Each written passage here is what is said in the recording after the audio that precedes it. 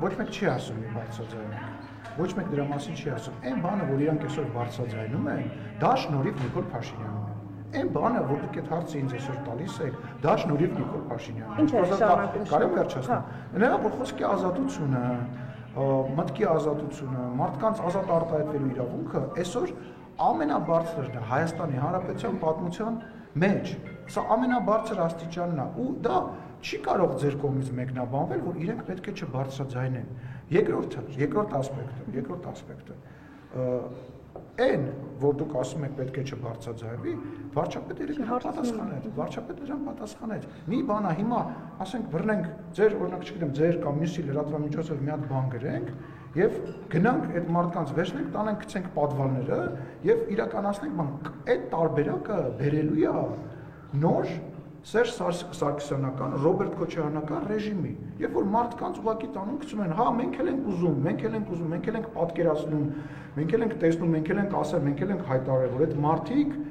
արել են մեծ քանակով հանցագործություն, դրանք ընտրություն կեղծել է, մարդկանց գնդակարել է, մարդ են սպանել, մարտի 1-ին քաղաքական սպանություններ են տեղի ունեցել, գողություններ, պետական գույքը սեփականաշնորհել են, նվիրել են ուրիշ երկրների, ինչ ասես արել են, բայց եթե մենք այդ ամեն ինչը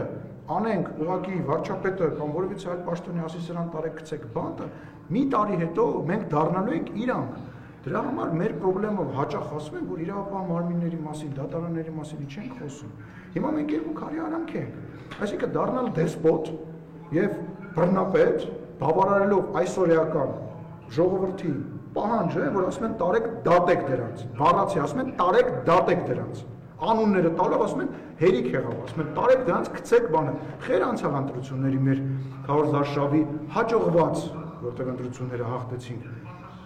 Բանը երկաթե մանդատը։ Խի երկաթե մանդատ, խի այդ չագոճ, ինչի համար, ինչ որտեղից առաջացավ, ինչի, չգիտեմ, գնդակը չէր, չգիտեմ կամ որևիցե այլ բանը չէր, որովհետև ասում են մարդկանց տեղն է հասել։ Ու այդ մարդիկ ինչի ավելի շատ տեղ է հասնում, որովհետև այդ մարդիկ գառների դեմքը բաները հակնում են, դիմակները հակնում են, գայլ լինելով, գալիս են նստում են ստեղ եւ ասում են, «Աջիմացակ, տարան մարդուն 12 ժամ պահեցին, բասա անելու բանա, բայց իրա ձեռը միջև ստեղ արյան մեջ է, իրա ջեբ այն փողը,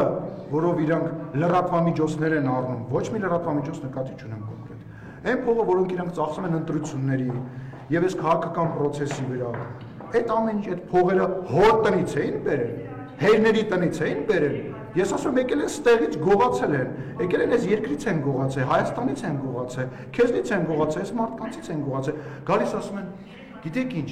այս գործով հələ որ որևիցե մեկը հավաքված չի, հələ որ որևիցե մեկը արված չի, բա իհարկե պետք է պորտկես